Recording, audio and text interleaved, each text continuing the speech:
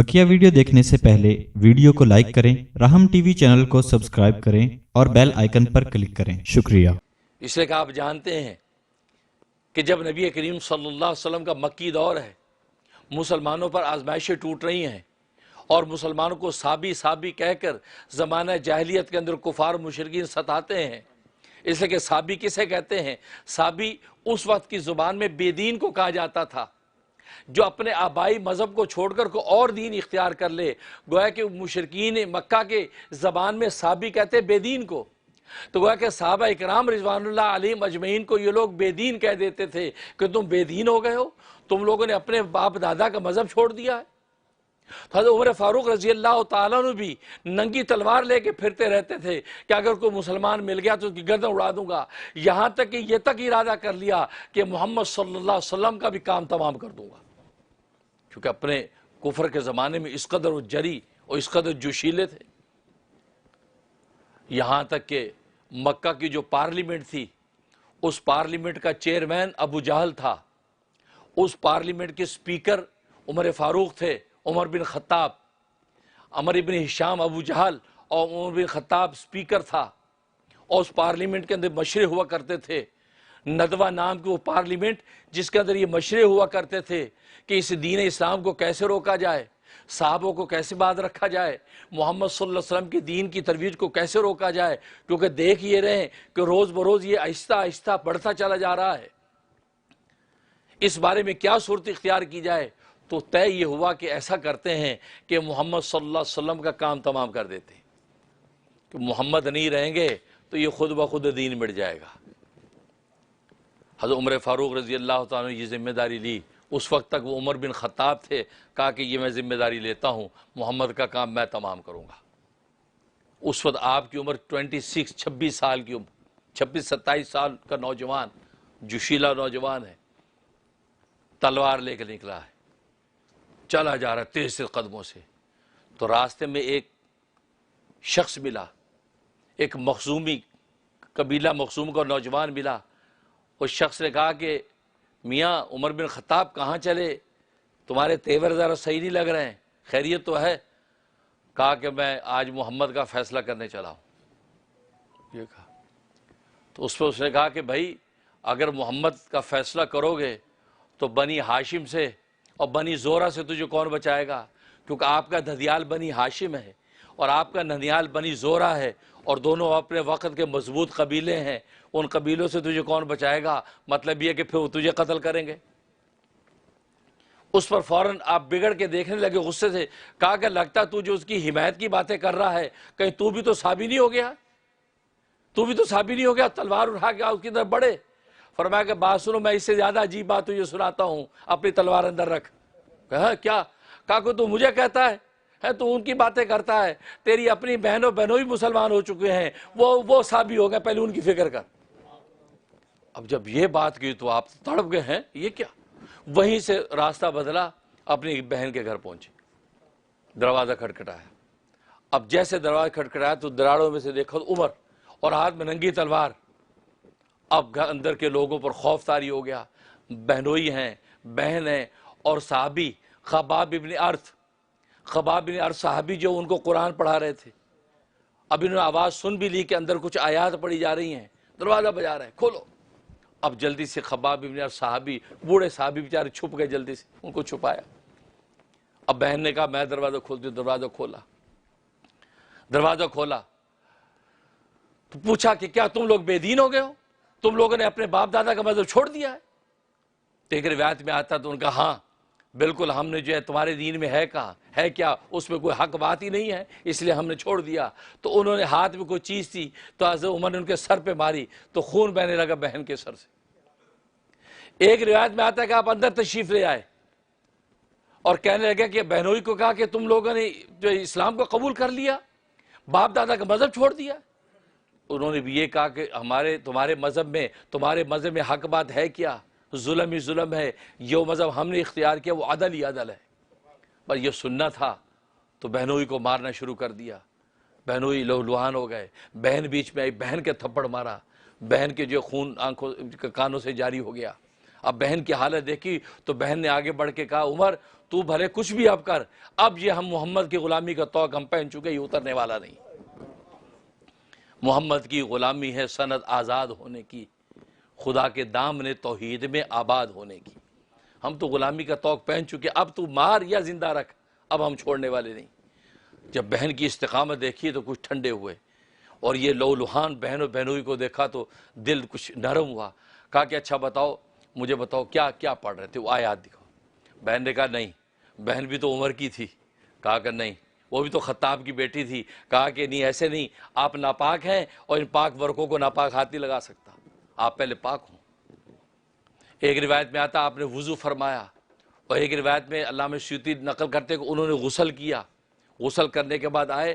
اب بہن نے وہ آیات سامنے رکھی، اور وہ سورۃ طٰہٰ کی آیات تھیں، طٰہٰ ما انزلنا علیک القرآن لتشقیٰ، طٰہٰ اے طٰہٰ ما انزلنا علیک القرآن لتشقیٰ، اے محمد، یعنی طٰہٰ اصل میں یہ وہ نام ہے کہ جو اللہ تبارک و تعالی نے انتہائی لاڈ اور پیار کے ساتھ محمد صلی اللہ علیہ وسلم کو پکارا ہے۔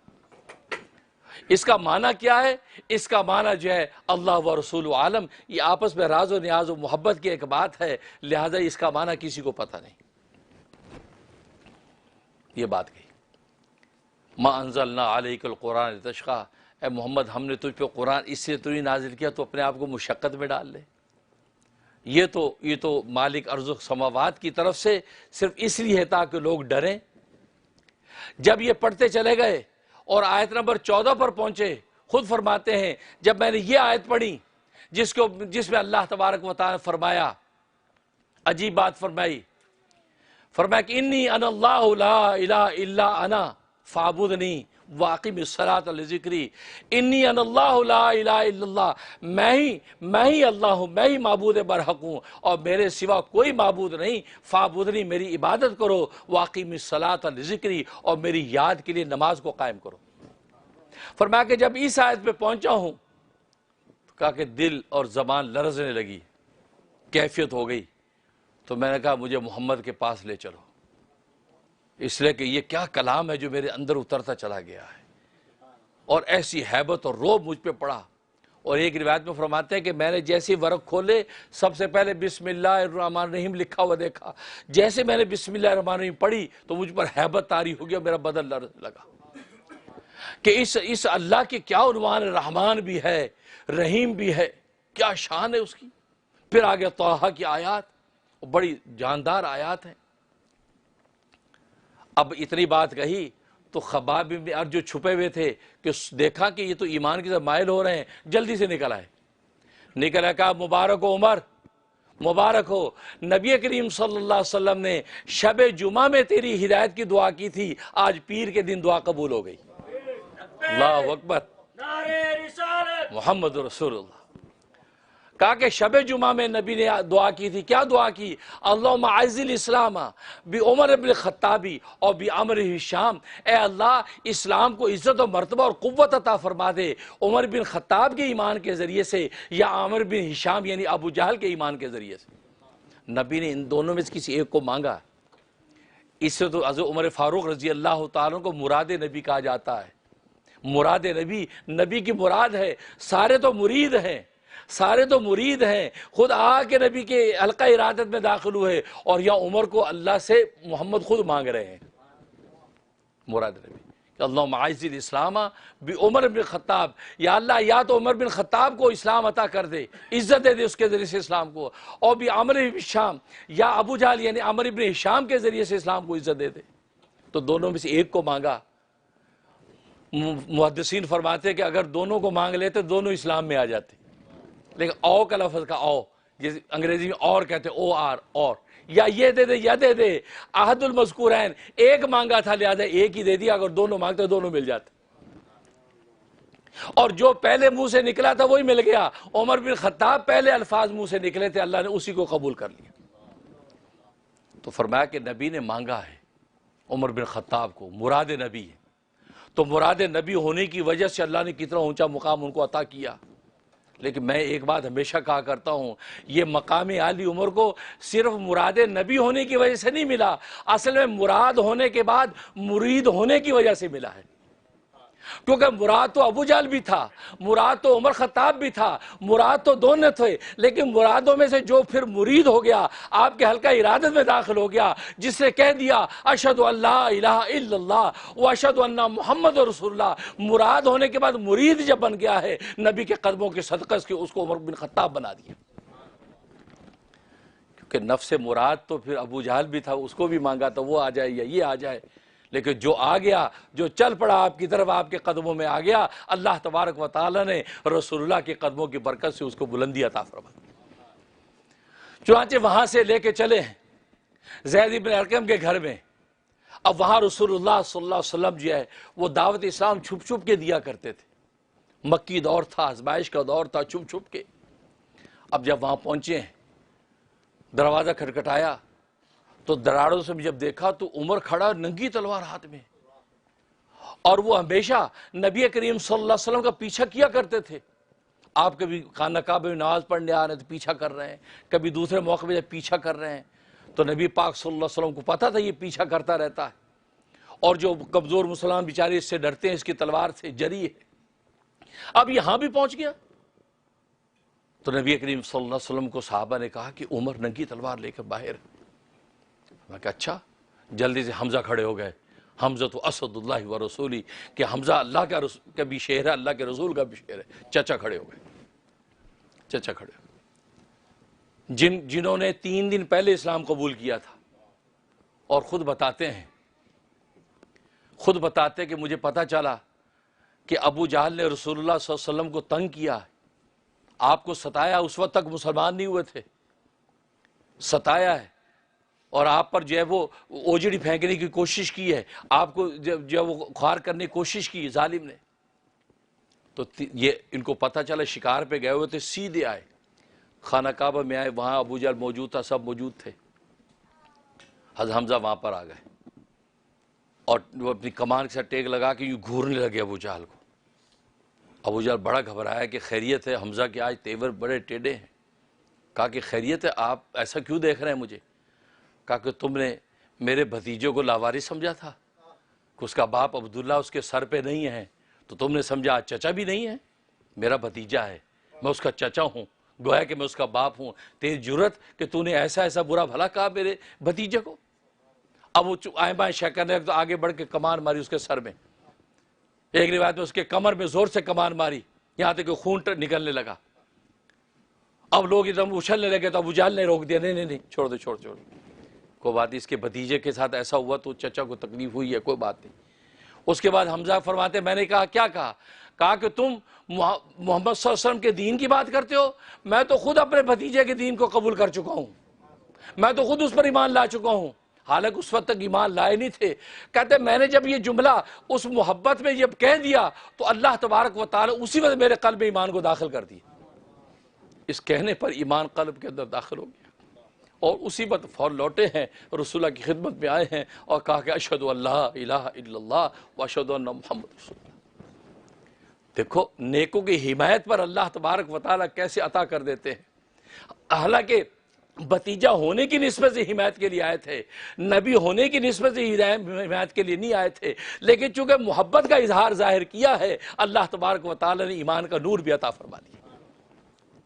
تو حمزہ کھڑے ہو گئے، تلوار لی، کہا کہ کھول دو دروازہ، اگر عمر نیک نیتی کے ساتھ آیا ہے تو حمزہ اس کا استقبال کرے گا، اور اگر وہ بری نیت سے آیا تو پھر حمزہ کی تلوار ہے جو اس کا کام تمام کر دے گی۔ کھول دو دروازہ کھول دیا۔ جیسے اندر داخل ہوئے ہیں، نبی کریم صلی اللہ علیہ وسلم اپنی جگہ سے کھڑے ہوئے، اور کھڑے ہو کے آپ نے ان کا گریبان پکڑ لیا، گریبان اور تلوار جو لٹکی وہ پکڑ لی اور جھنجھوڑا، کہا کہ اولم تنتہی یا عمر، اے عمر تیری عداوت کی ابھی تک انتہا نہیں ہوئی کہ تو اب یہ تلوار لے کر یہاں بھی پہنچ گیا ہے؟ ہم گھر کی 4 دیواریں میں چھپ کے کلمہ حق بیان کر رہے ہیں، یہاں بھی تو روکنے آ گیا؟ اولم تنتہی یا عمر، تیری عداوت کی انتہا نہیں ہوئی؟ جب یہ پکڑ کے جھنجھوڑا تو عمر نے کیا کہا؟ اشہد ان لا الہ الا اللہ و اشہد ان محمد رسول اللہ۔ اللہ اکبر۔ بس یہ سننا تھا صحابہ تو ان ایکسپیکٹڈ، وہ تو سوچ نہیں سکتے تھے کہ ایمان قبول کرنے کے لیے آیا ہے۔ جیسے یہ کلمہ سنا خود حضرت عمر فرماتے ہیں صحابہ نے ایسا زوردار نعرہ تکبیر لگایا کہ مکہ کی ساری گلیاں گونج گئیں، گھر گھر میں نعرہ تکبیر کا اعلان پہنچا، لوگ گھروں سے باہر نکل آئے کہ کون سی عجیب بات ہو گئی کہ ابھی نعرہ تکبیر کی آواز آئی۔ یہ ہے نعرہ تکبیر۔ تو تکبیر کا تو خوشی کا جب موقع ہوتا، مسرت کا یا کسی جوش ایمانی کا موقع ہوتا تو نعرہ لگانا صحابہ کی سنت ہے۔ اور پھر جواب بھی ایسا دیا جائے کہ نیو یارک کی گلیاں گونج جائیں۔ یہ میرے طرح جیسا جواب نہیں جیسے ہم جواب دیتے ہیں، ہم سوچتے پتہ نہیں جواب دینا ہے بھی نہیں، یہ واجب ہے۔ نعرے کا جواب واجب، قرآن کریم کی آیت ہے، اللہ تبارک و تعالی امر وجوب فرمایا کہ نعرہ جب لگے اس کا جواب واجب ہے، جواب دینا واجب۔ تو اس سے تکبیر کا نعرہ لگایا صحابہ کرام نے، کیسے؟ تکبیر تکبیر تکبیر، نعرہ رسالت محمد رسول اللہ، نعرہ رسالت محمد رسول اللہ، تاجدار ختم نبوت زندہ آباد، تاجدار ختم نبوت زندہ آباد۔ تو صحابہ نے نعرہ لگایا کہ مکہ کی گلیاں گونج گئیں، اور ساتھ ہی حضرت عمر پوچھتے اے اللہ کے رسول آپ حق پر نہیں ہیں کیا؟ کہا کہ میں حق پر ہوں۔ اسلام حق نہیں ہے کیا؟ جی حق پر ہوں۔ تو پھر یہ چھپ چھپ کے عبادت کیوں ہو رہی ہیں؟ نکلے باہر میدان میں، خانہ کعبہ میں جا کے عبادت کریں گے۔ دیکھو کیسا پلٹا کھایا۔ تو اس پر نبی پاک کیا فرمایا؟ میں کہ عمر تو ہی تو ننگی تلوار لے کے پھرتا تھا کہ کوئی اگر آیا تو گردن اڑا دوں گا، اور تو مجھ سے پوچھتا ہے کہ کھل کے عبادت کیوں نہیں کرتے؟ علماء نے لکھا کہ نبی کہتے ہیں غیرت مند جو آدمی ہوتا ہے نا وہ اپنی چوٹ کا جواب دیتا ہے۔ تو نبی جو وہ ننگی تلواریں لے کے خود ہی پھر رہے ہیں روکنے کے لیے، اور آج خود ہی پوچھ رہے ہیں کہ چھپ چھپ کے باتیں کیوں ہو رہی ہیں؟ تو نبی نے جواب دیا، فرمایا کہ عمر تو ہی تو تلوار لے کے ننگی پھرتا ہے، ان غریب مسلمانوں کو اپنی جان بچانے کے لیے چھپ کے بیٹھے ہیں، اور تو مجھے یہ بات پوچھتا ہے؟ شرمندہ ہو گئے، کہا کہ اللہ کے نبی بس آج کے بعد کی پہلی نماز خانہ کعبہ کے میدان میں ہوگی، چلیے 2 صفیں بن گئیں، 2 صفیں بن گئیں، اور خود فرماتے ہیں کہ ایک صف کا لیڈر میں امیر بنا، دوسرے صف کا لیڈر حمزہ بنا، اور بیچ میں رسول اللہ چل رہے ہیں، دائیں بائیں صحابہ کی صفیں چل رہی ہیں، بیچ میں رسول اللہ چل رہے ہیں، اور ہم جب پوری قطار بنا کے خانہ کعبہ پہنچے۔ اس وقت تک تقریباً ایک روایت کے مطابق 39 لوگ، 39 مرد مسلمان ہو چکے تھے، اور غالباً 29 عورتیں مسلمان ہو چکی تھیں۔ ایک روایت میں 45 مرد مسلمان ہو چکے تھے اور یہ 46ویں تھے، ایک میں 39 تھے، یہ 40ویں تھے۔ گویا کہ اتنے لوگ مسلمان ہو چکے تھے اور عورتیں مسلمان ہو چکی تھی۔ عورتوں کے پیچھے سب بنی، مرد آگے سب بنا کے، اور یہ دونوں اللہ کے شیر آگے امیر بن کے چل رہے ہیں۔ اب جب پہنچے تو پورے مکے میں سے لوگ جھانک جھانک کے دیکھ رہے ہیں یہ کیا اب نظارہ ہے، اور خانہ کعبہ میں آئے ہیں، اور وہاں باجماعت نماز ہوئی، اور حضرت عمر نے فرمایا کہ آج کے بعد یہ اللہ کے گھر میں اللہ کی نماز آزادی کے ساتھ مسلمان کریں گے، کوئی مائی کا لال ہے تو اس نماز کو روک کے دیکھے۔ فرمایا کہ آج قیامت گزر رہی ہے، قیامت کا قرب میں انسان پہنچ چکا ہے، 1400 سال سے خانہ کعبہ میں اس جماعت کو کوئی روک نہیں سکتا، آج تک بیت اللہ میں آزادی سے نمازیں ہو رہی ہیں۔ تو حضرت عمر فاروق رضی اللہ تعالیٰ اس وقت حضرت عمر فرماتے ہیں کہ مجھے اللہ کے نبی نے اس وقت فاروق کا لقب عطا فرمایا کہ الفارق بین الحق والباطل، کہ عمر تو نے تو حق و باطل کو الگ الگ کر کے دکھا دیا۔ یعنی کھلم کھلا جب بیت اللہ کے اندر اللہ کی نماز ہوئی، ادھر بیت اللہ کے اندر جو بت سجے ہوئے ہیں ان کو اس کی پوجا پاٹ کفار کر رہے ہیں، اور یہاں کھلم کھلا ایک اللہ کی عبادت مسلمان کر رہے ہیں۔ فرمایا تو فاروق بن گیا، تو نے حق اور باطل اور اسلام اور کفر کو الگ الگ کر کے دکھا دیا ہے۔ کیونکہ عبداللہ بن عباس رضی اللہ عنہ نے جب پوچھا اے عمر بن خطاب امیر المومنین آپ کو فاروق کا لقب کب دیا گیا؟ فرمایا کہ اس وقت جب میں نے یہ 2 کھلم کھلا جو جماعت جو مسجد کے حرام کے اندر کی ہے اللہ کے نبی، اس وقت مجھے فرمایا تو فاروق ہے، تو نے آج حق و باطل کو نمایاں کر دیا۔